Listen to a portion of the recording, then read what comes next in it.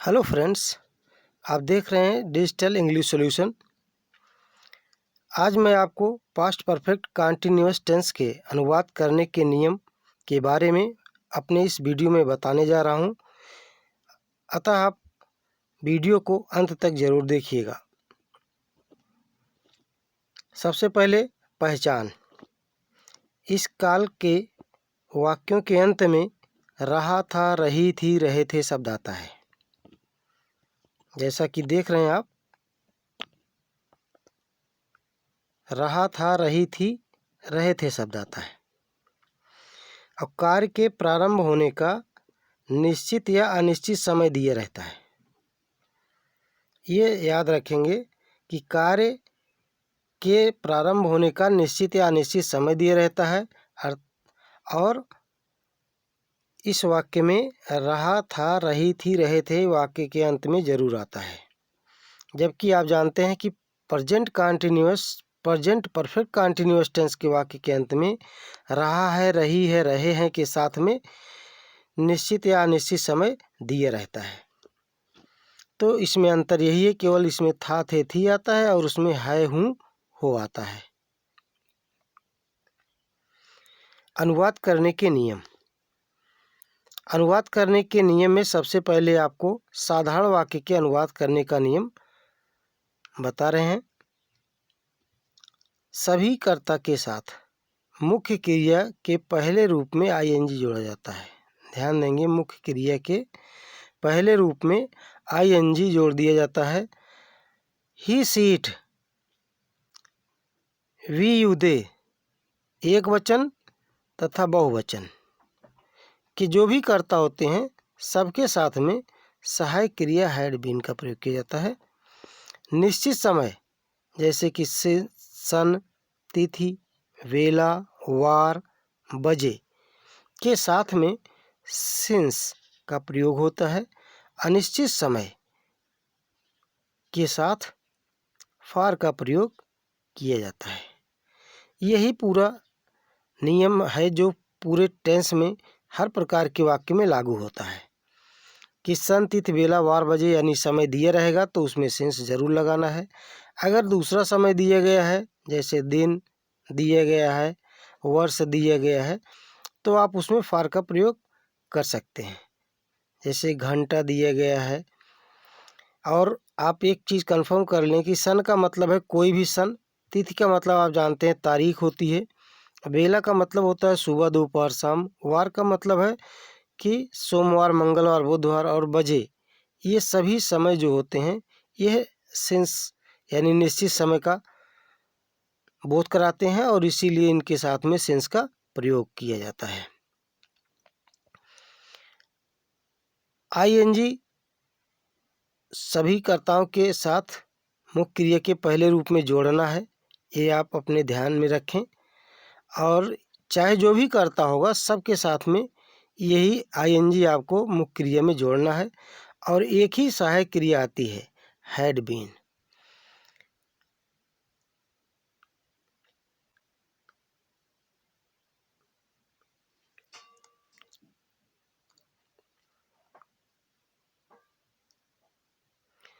अब आप वाक्यों की रचना देख सकते हैं।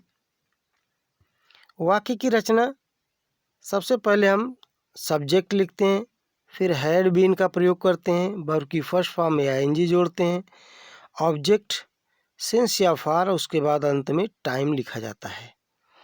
तो ये वाक्य की रचना आप अपनी कॉपी में नोट कर लें और फिर अनुवाद करने का अभ्यास करें। उदाहरण आप देख सकते हैं इसमें, मैं 2 बजे से तुम्हें तलाश रहा था। मैं 2 बजे से तुम्हें तलाश रहा था, तो इसमें कर्ता कौन है? मैं। तो इसलिए मैं की अंग्रेजी सबसे पहले आई लिखी जाएगी और उसके बाद सबके साथ में एक ही सहायक क्रिया हैड बीन लगेगी, आई हैड बीन।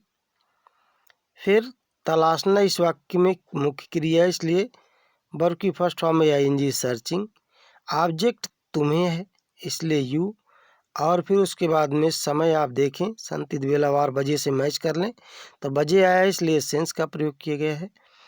और 2 o'clock जो समय दिया गया है उसके अनुसार लिखा गया है। तो इस प्रकार से पूरा वाक्य का अनुवाद होगा, I had been searching you since 2 o'clock। Next sentence, वह 3 घंटे से इस मैदान में खेल रहे थे। तो वह, इसमें खेलने का काम किया जा रहा है। खेलने का काम कौन कर रहा है? वह।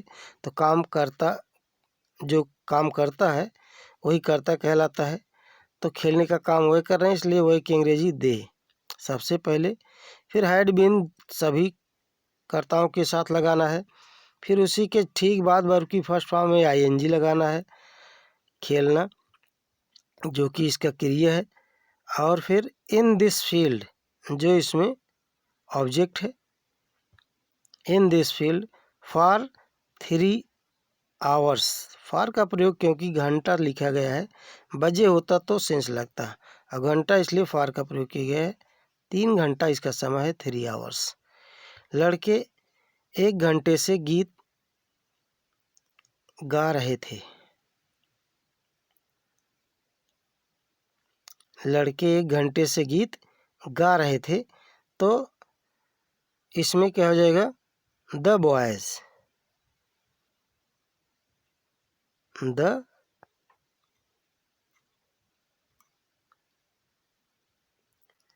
the boys had been singing a song for an hour।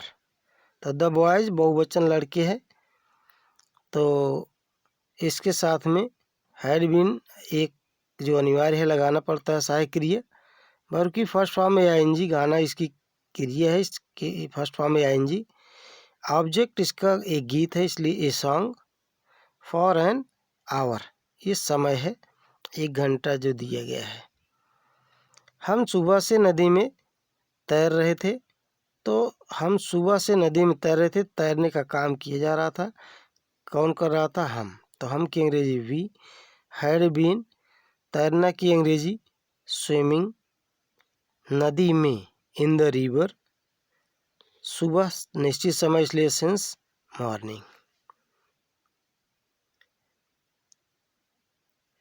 अब आगे देखते हैं नेगेटिव सेंटेंस। नेगेटिव सेंटेंस, सबसे पहले आप वाक्य की रचना देखें। इसमें कोई और नया परिवर्तन नहीं होता है, सभी सहायक क्रिया मुख्य क्रिया वैसे ही यूज में लाई जाती हैं। अंतर क्या होता है? वाक्य की रचना से आप स्पष्ट कर सकते हैं कि सबसे पहले सब्जेक्ट लिखते हैं, उसके बाद हैड बीन, हैड और बीन के बीच में नॉट का प्रयोग करते हैं। वर्ब की फर्स्ट फॉर्म में आईएनजी लगाते हैं, ऑब्जेक्ट सिंस या फॉर, और उसके बाद टाइम। जैसा कि मैंने आपको साधारण वाक्य में बताया, उसी प्रकार से वाक्य की रचना नकारात्मक वाक्य की भी होती है, नेगेटिव सेंटेंस की भी। इसमें अंतर क्या होता है? हैड और बीन के बीच में नॉट का प्रयोग किया जाता है। जब आप वाक्य का अनुवाद करें तो नकारात्मक वाक्यों का अनुवाद करते समय इस बात को अपने दिमाग में जरूर रखें कि आप नकारात्मक वाक्य का अनुवाद कर रहे हैं तो इसमें नॉट का प्रयोग कहाँ करना है। हैड बीन के बाद नॉट नहीं लगाया जाता है, बल्कि हैड और बीन के बीच में नॉट का प्रयोग किया जाता है। एग्जाम्पल देखें, वह सुबह से अपना कार्य नहीं कर रहा था।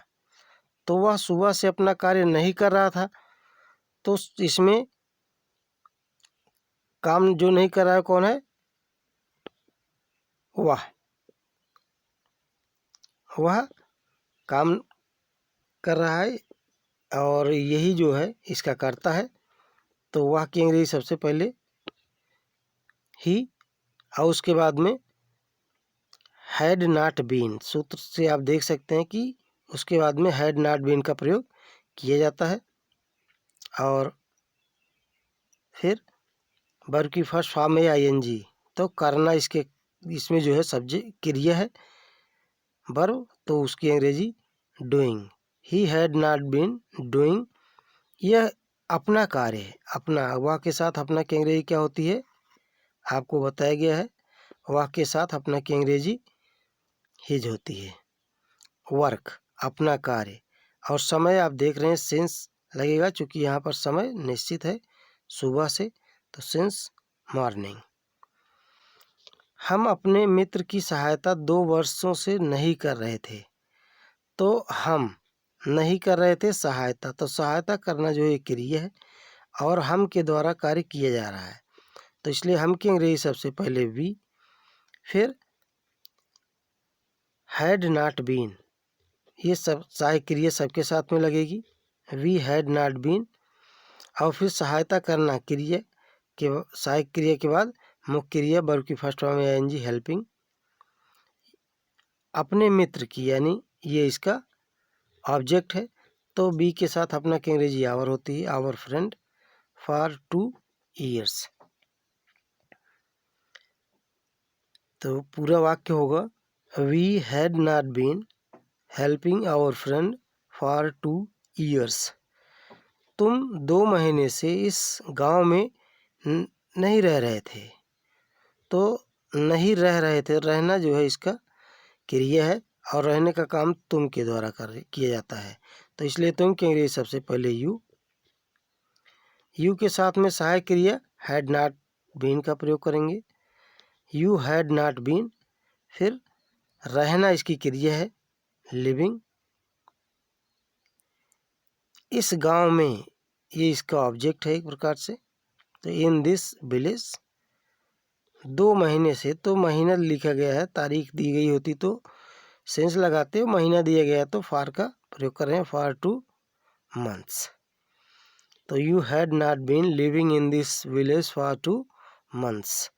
तो नेक्स्ट टाइप आप देख सकते हैं,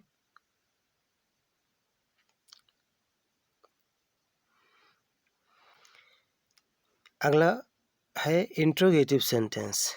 इंट्रोगेटिव सेंटेंस में सबसे पहले हम अनुवाद करते हैं क्या से शुरू होने वाले वाक्यों का।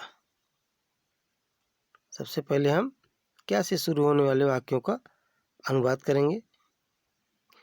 तो क्या से शुरू होने वाले वाक्यों के नियम में थोड़ा सा अंतर होता है। क्या की अंग्रेजी व्हाट नहीं लिखी जाती है, जो क्या की अंग्रेजी होती है स्पेशली व्हाट, वो नहीं लिखी जाती है, बल्कि क्या के स्थान पर सभी कर्ताओं के साथ हैड का प्रयोग किया जाता है। और कहाँ करते हैं इसका प्रयोग, वाक्य के प्रारंभ में करते हैं। ये ध्यान रखेंगे कि हैड का प्रयोग वाक्य के प्रारंभ में तब होता है जब वाक्य क्या से शुरू होगा। तो वाक्य की रचना आप देख सकते हैं, स्ट्रक्चर ऑफ सेंटेंस। हैड सबसे पहले लिखना है वाक्य प्रारंभ में, उसके बाद तब सब्जेक्ट लिखेंगे, फिर बीन का प्रयोग वर्ब की फर्स्ट फॉर्म में आईएनजी, ऑब्जेक्ट, और अंत में सिंस या फॉर प्लस टाइम का प्रयोग किया जाता है। तो ये सूत्र भी आप अपने कॉपी में नोट कर लें और अनुवाद करते समय इसे अपने सामने जरूर रखें।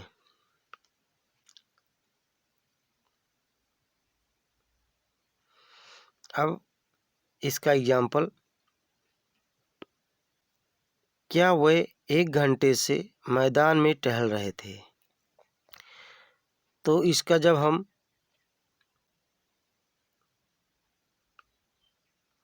करेंगे अनुवाद, तो देखें क्या करना है।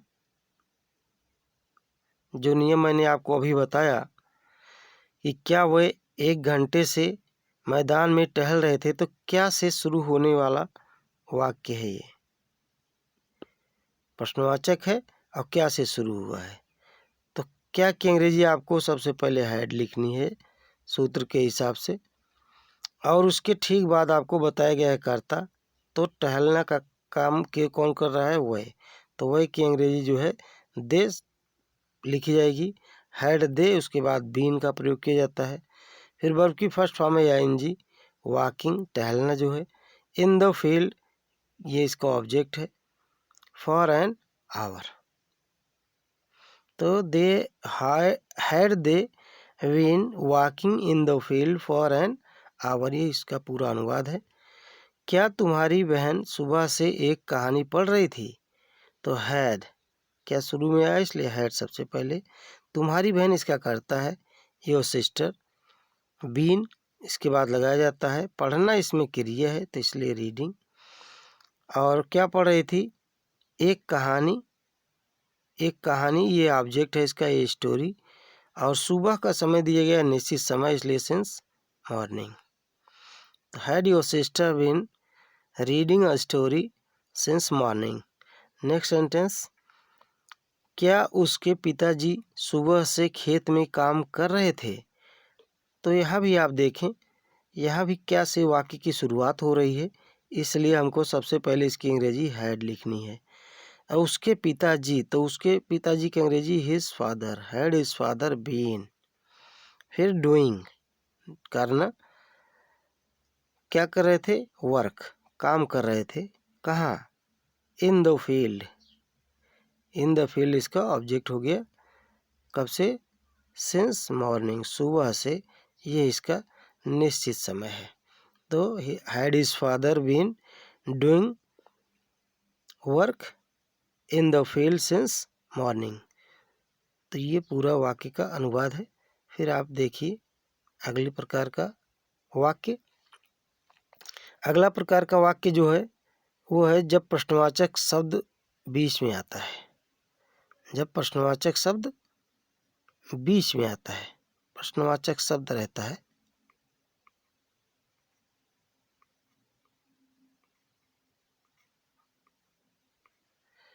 तो प्रश्नवाचक शब्द जो होता है आपको पता है कि कब, कहाँ, क्यों, कैसे, कौन, किसे, किसको, ये प्रश्नवाचक शब्द हैं। तो ये प्रश्नवाचक शब्द वाक्य के बीच में यदि आते हैं तो आप अनुवाद जब करने लगते हैं तो उनको आप शुरू में लिखते हैं। ऐसा नहीं कि उसको बीच में लिखा जाता है, उसका अनुवाद करते समय हम उसको बीच में ही लिखते हैं। तो बीच से हटा करके वाक्य प्रारंभ में लिखते हैं प्रश्नवाचक शब्द। फिर उसके बाद में हम क्या से शुरू होने वाले पूरे नियम का प्रयोग करते हैं, यानी हैड, कर्ता, been, first form ING, object, since या फॉर प्लस टाइम। तो जब प्रश्नवाचक शब्द बीच में आता है तो स्पष्ट रूप से आप जान लें कि सबसे पहले प्रश्नवाचक शब्द की ही अंग्रेजी लिखी जाती है, उसके बाद में हैड, फिर प्रश्नवाचक शब्द, बीन, वर्ब की फर्स्ट फॉर्म में आईएनजी, ऑब्जेक्ट, सिंस या फॉर प्लस टाइम का प्रयोग किया जाता है। तो अनुवाद करते समय ये वाक्य रचना अपने दिमाग में जरूर रखें कि आप किस प्रकार का अनुवाद कर रहे हैं। तो जिस प्रकार का अनुवाद होता है वाक्य की रचना उसी अनुसार की जाती है। तो अब एग्जाम्पल देखें, क्या तुम सुबह से क्यों रो रहे थे? तुम सुबह से क्यों रो रहे थे? तो इसमें क्यों प्रश्नवाचक शब्द है, ये आया है, तो इसकी अंग्रेजी पहले लिखेंगे व्हाई। व्हाई के साथ में सहायक क्रिया बताया गया प्रश्नवाचक शब्द के बाद हैड, व्हाई हैड, फिर कर्ता यू, बीन। सूत्र के हिसाब से आप देखते जाएंगे तो उसी क्रम में हम वाक्य की रचना कर रहे हैं। Why had you been weeping since morning? वह 10 वर्ष से तुम्हारी सहायता क्यों कर रहा था? तो वह, तो सहायता करने के का काम हो रहा है, कौन कर रहा है? वह कर रहा है, और प्रश्नवाचक शब्द बीच में आया है, इसलिए इसकी अंग्रेजी पहले लिखेंगे व्हाई। हैड, फिर करता ही, बीन, सहायता करने की अंग्रेजी हेल्पिंग, और ऑब्जेक्ट है तुम्हारी, तुम्हारा ऑब्जेक्ट है इसलिए यू, नहीं तो पोसेसिव केस का होता तो योर लिखा जाता। तो why had he been helping you for 10 years, for का प्रयोग क्योंकि इसमें वर्ष लिखा गया है, सन नहीं दिया गया है। वह 15 मिनट से क्यों रो रही थी? तो रो रही थी, रोने का काम हो रहा है वाक्य द्वारा। समय दिया गया है 15 मिनट, मिनट जो है वह अनिश्चित समय में आता है। तो सबसे पहले प्रश्नवाचक शब्द की अंग्रेजी हमको लिखनी है व्हाई। फिर had she been weeping for 15 minutes. अब अगला प्रकार का वाक्य देखें, interrogative negative sentence. Structure of sentence, सबसे पहले question word had, subject not, been, और फर्स्ट फॉर्म आईएनजी, सिंस या फॉर प्लस टाइम। ये पूरा वाक्य की रचना है। इस तरह से हमको प्रश्नवाचक नकारात्मक वाक्यों की रचना करनी है। तो एग्जाम्पल आप देख लीजिए। तुम सुबह से अपना पाठ क्यों नहीं याद कर रहे थे? तो इसमें क्यों नहीं शब्द है, प्रश्नवाचक नकारात्मक हो गया। तुम काम करने का कार्य कर रहा है इसलिए करता है, याद करना इसकी क्रिया है। तो व्हाई प्रश्नवाचक शब्द की इंग्लिश सबसे पहले। Had you not been learning your lesson since morning, इसमें सिंस लगा है क्योंकि मॉर्निंग आया है बेला के अंतर्गत। वह रविवार से तुम्हारी सहायता क्यों नहीं कर रहा था? तो इसमें भी प्रश्नवाचक नकारात्मक है। व्हाई प्रश्नवाचक नकारात्मक है, क्यों नहीं। तो why had he not been helping you, object है, सिंस मंडे।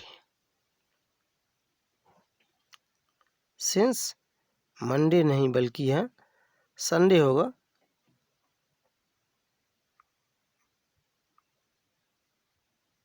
सिंस संडे रविवार है।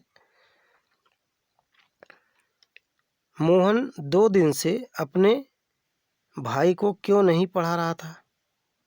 तो मोहन 2 दिन से अपने भाई को क्यों नहीं पढ़ा रहा था, इसमें भी क्यों नहीं है, प्रश्नवाचक नकारात्मक हो गया। तो why had Mohan not been, पढ़ाना की अंग्रेजी टीचिंग, यही है क्रिया इसकी। अपने भाई को, तो कोई भी नाउन एक वचन का अगर पुरुषवाचक है तो उसके लिए अपने एक शब्द की अंग्रेजी हिज लिखी जाती है। तो his brother for 2 days। Next है इंट्रोगेटिव नेगेटिव सेंटेंस। इसमें जब प्रश्नवाचक शब्द, इंट्रोगेटिव सेंटेंस का अगला प्रकार है जब प्रश्नवाचक शब्द स्वयं करता हो। तो जब प्रश्नवाचक शब्द स्वयं करता होगा तो हम वाक्य की रचना इस प्रकार से करेंगे। सबसे पहले प्रश्नवाचक शब्द, फिर हैड बीन, वर्ब की फर्स्ट फॉर्म है आईएनजी, ऑब्जेक्ट, सिंस या फॉर प्लस टाइम। तो एग्जाम्पल, कौन 2 घंटे से शोर मचा रहा था? कौन 2 घंटे से शोर मचा रहा था। तो सबसे पहले कौन शब्द की अंग्रेजी लिखेंगे हु, और शोर मचाने का काम भी यही कर रहा है, ये प्रश्न भी पूछ रहा है, यही शोर मचाने का काम कर रहा है, इसलिए हु सहायक क्रिया के साथ में हैड जो है बीन लगाएंगे, had been, who had been making a noise, शोर मचा रहा था, फॉर 2 hours, 2 घंटे हैं, यह अनिश्चित समय है। किसका भाई तुम्हें सुबह से तलाश रहा था? तो किसका भाई की अंग्रेजी सबसे पहले हुज ब्रदर, यही प्रश्नवाचक शब्द है और यही तलाशने का काम भी कर रहा है, इसलिए whose brother had been searching you since morning, सुबह से है जो निश्चित समय है।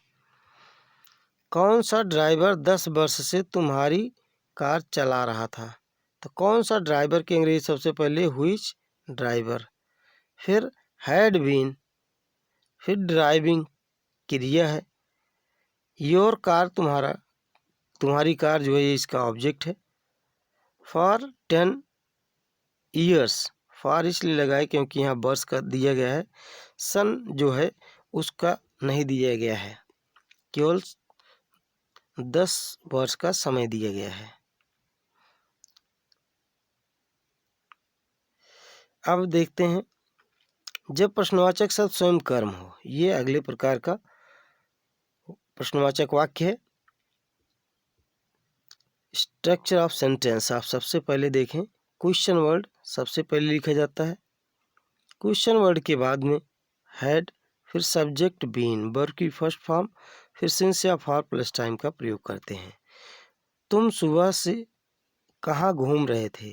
तो तुम, काम तुम के द्वारा किया जा रहा है, कौन सा काम? घूमने का।